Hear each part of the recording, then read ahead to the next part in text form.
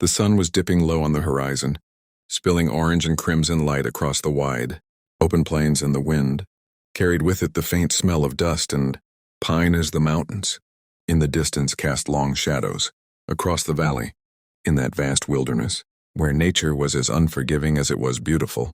A lone cowboy named Jacob Rains rode his chestnut stallion slowly along the dirt trail that wound toward the river crossing, his eyes sharp beneath the brim of his weathered hat, his instincts always alert in a land where danger came in many forms. And as his horse's hooves crunched the earth, he felt a familiar calm. This was his home, the wild, the raw frontier where every day was a test of courage, strength, and endurance. But he also felt a strange tension in the air, as though fate itself had decided to place him on that path for a reason he had yet to uncover. And just ahead, walking along the same route, was a young woman with a bundle of belongings clutched tightly to her chest, her shawl fluttering against the evening breeze, her pace quick but hesitant, as though she were trying to outrun her own thoughts. Her name was Clara Dawson, the daughter of a settler who had come west chasing dreams of prosperity only to meet hardship after hardship. And now she found herself alone, her father recently gone, her small homestead on the edge of being lost to debt, her only choice to seek help in the nearest town across the river, a town that promised both danger and salvation. But to get there she had to cross the old wooden suspension bridge that swayed above the roaring waters of the canyon below, a bridge the locals had long warned was on the verge of collapse, its planks warped and weathered, its ropes fraying. But necessity left Clara no choice, and so she stepped onto the bridge, her boots trembling against the boards, the sound of rushing water filling her ears, her heart pounding as each step echoed like a drumbeat of fear. And from behind, Jacob caught sight of her, his instincts immediately flaring, because he knew the bridge had been deemed unsafe. He had heard men in town say it wouldn't last through another season, and as he nudged his stallion forward to call out to her, it happened, a sharp crack like a gunshot split the air as one of the thick ropes gave way.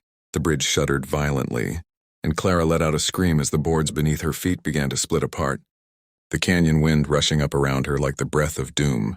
And in that instant, time slowed. Jacob saw her teetering, her arms flailing as the bundle of belongings slipped from her, grasped and tumbled into the raging waters.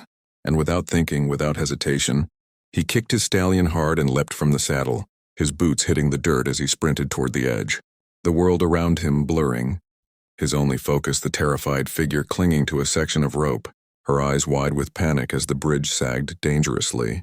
And as he reached the end of the broken platform, he shouted over the thunder of the river, "Hold on to me, I'll carry you."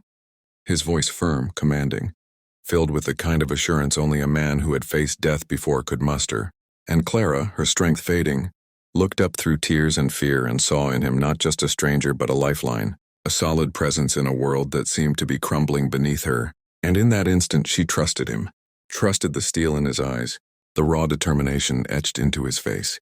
And as the bridge gave another groan, threatening to hurl her into the abyss, Jacob lunged forward, his hands reaching out, strong, steady, and he caught her wrist just as her fingers slipped free of the rope, his muscles straining as he pulled her toward him, the two of them caught in a desperate dance with gravity, the ground crumbling, the wind howling, the river raging below. And Clara gasped as she collided with him, her body trembling against his as he wrapped an arm around her waist and steadied them, both, his boots digging into the splintered boards, his every breath a battle against the pull of the canyon.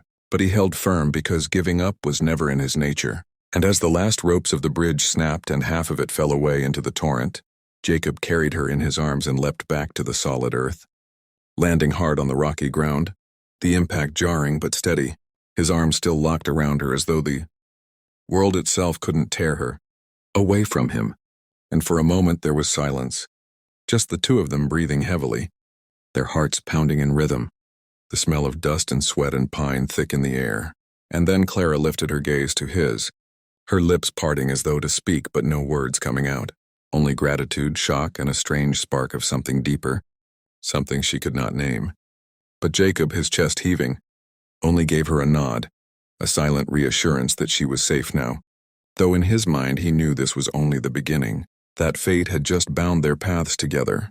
And as the river roared below, carrying away the broken planks of the bridge, the night began to fall, stars pricking the darkening sky, and with them came questions. Why had this moment happened?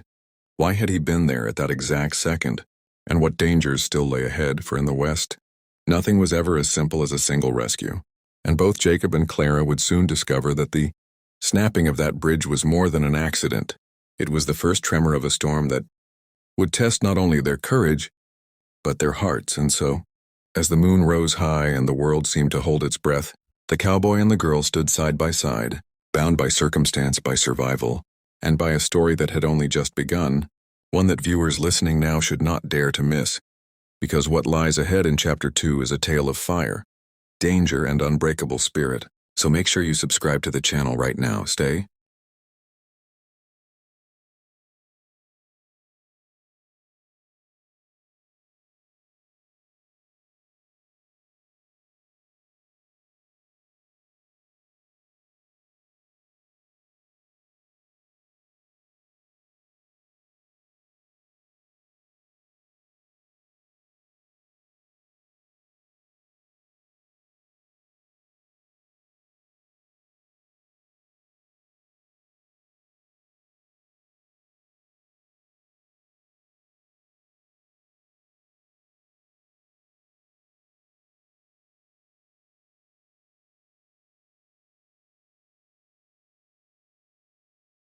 The night deepened across the valley.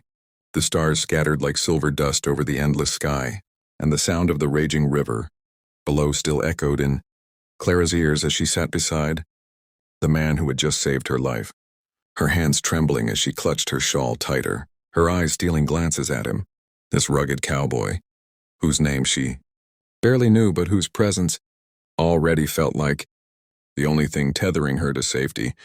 While Jacob Rains leaned back against a weathered pine, his hat tilted low as if to shield his thoughts, though in truth his mind was anything but calm, because he knew that Broken Bridge had been rotting for months, but the way it had snapped at the exact moment Clara had stepped onto it gnawed at him, almost as if someone had cut the ropes in advance. A deliberate act rather than a cruel coincidence, and Jacob, being no stranger to the darker sides of men in these parts, knew trouble when he smelled it. So after a long silence broken only by the crackle of the small fire he had built for warmth, he finally spoke in his steady, gravel-toned voice. "You headed to town tonight?" And Clara, startled by the sudden break of silence, nodded slowly, her voice soft but laced with exhaustion as she replied, I needed to speak with the sheriff, settle my father's debts before the ranch is taken from me. But now, with the bridge gone," her words faltered, her eyes shining with unshed tears, and Jacob studied her carefully, seeing in her not just a girl in distress but someone carrying the weight of responsibility far heavier than her frame should bear, and he said firmly, "You won't walk that trail alone. Not while I'm riding it," his words both a promise and a warning, for he knew dangers awaited beyond rivers and bridges, dangers with guns and grudges, men who preyed on the weak, and Clara felt a flicker of relief, though pride made her straighten her back as she replied, "I can take care of myself, sir." But Jacob only gave her a half smile, one that carried the wisdom of a man who had seen enough to know that courage was not the same as safety, and as the fire burned low and the night wind howled through the canyon, shadows seemed to shift in the darkness beyond, the cries of coyotes echoing like mournful ghosts, and Jacob's hand instinctively brushed the grip of his revolver. Always ready, always expecting trouble. Because in the West, trouble rarely slept, and indeed, as dawn broke over the horizon painting the world gold and pink, Jacob's instincts proved true when the sound of distant hoofbeats reached his ears, sharp, hurried, and purposeful. A sound that made his jaw tighten as he muttered, "We've got company," and Clara, alarmed, clutched her shawl as she looked to the trail, where 3 riders appeared, their silhouettes dark against the morning sun, their movements too deliberate to be friendly travelers, and Jacob recognized one of them, the broad-shouldered figure of Clayton Briggs, a man notorious in the territory for collecting debts by force and leaving ruin in his wake, a man who had once worked for a cattle baron until greed and violence had consumed him, turning him into an outlaw feared by many, and Jacob's suspicions clicked into place. If Clara's father had owed money, it was likely Clayton Briggs who was waiting to collect, and perhaps it was Briggs' men who had weakened the ropes of that bridge to ensure Clara never reached the sheriff, because if she died crossing, the land would fall into his hands without question. and rage simmered beneath Jacob's calm exterior as he rose to his feet, his long coat brushing against his boots, his stance steady, protective, his body naturally shifting to stand between Clara and the oncoming riders. And when they finally reined in their horses a few yards away, Clayton's smirk was as sharp as a knife as he called out, "Well now, what do we have here? Miss Dawson out on her own. Shame about that bridge, heard it gave way in the night." His voice mocking, too smooth, confirming Jacob's suspicions. And Clara's face went pale, her hands tightening as she whispered. They knew, but Jacob only raised a hand slightly, signaling her to stay back, his eyes locked on Clayton. His words slow and deliberate. "She's under my protection." And that statement, simple as it was, shifted the air entirely.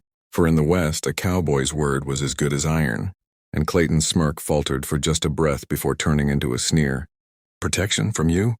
You think you can stand against me and my boys?" And Jacob's reply came like steel striking stone. "I don't think, Briggs." I know, his voice carrying that calm danger that only a man who had faced gunfights before could muster. And the standoff hung heavy in the morning air. Every second stretched thin, the horses snorting, the river roaring below, Clara's heart pounding so loud she thought it would burst. And then, like lightning, one of Clayton's men twitched toward his holster. But Jacob was faster, his revolver drawn in a blink, the shot ringing out like thunder, striking the man's gun hand and sending his weapon clattering into the dirt, the outlaw howling in pain. And in the stunned silence that followed, Jacob's voice cut sharp. "Next man moves, and he won't be so lucky," his steady aim proving the truth of his words. And Clara, though terrified, felt a surge of awe watching this lone cowboy stand unshaken against 3 armed men, his courage not born of recklessness but of unshakable will. And Briggs, seeing the fire in Jacob's eyes, realized this wasn't a man to cross lightly, so with a cold snarl he tugged his reins and spat into the dust. "This ain't over, Dawson. We'll be seeing you real soon." And with that, he turned his horse, his men following reluctantly, their glares heavy with unspoken threats as they disappeared back down the trail, leaving only silence and the acrid scent of gunpowder in their wake. And Clara, trembling, whispered, Why, did you stand up for me? You don't even know me." And Jacob holstered his revolver, his gaze softening just slightly as he replied, "Don't need to know you to do what's right." And those words, simple yet profound, struck something deep within Clara, because in a world where men like Briggs took what they wanted, a man who would risk his life for a stranger was rare as rain in a drought. And she realized then that this cowboy wasn't just her rescuer. He might be the only person standing between her and ruin. And as they saddled Jacob's horse and began the ride toward town, the tension between them shifted into something unspoken, a bond forged in fire and danger, though neither dared name it yet. But both knew the road ahead would not be easy, for Briggs was not a man to retreat quietly, and if he had set his sights on Clara's land, then he would come back, harder, fiercer, and with more men, and Jacob knew he had placed himself squarely in the path of a storm. But he also knew he wouldn't turn back, not now, not ever. And as the sun climbed higher, casting long shadows over the trail, the cowboy and the girl rode side by side into a future uncertain, where every moment would test their resolve, their courage, and perhaps their hearts. And if you've followed their story this far, dear listener, then you know the fire has only just begun to burn. So make sure you hit that subscribe button right now, because the next chapter will take you deeper into a world of vengeance, survival, and a love that may just rise from the ashes of danger. And trust me, you won't want to miss what comes next.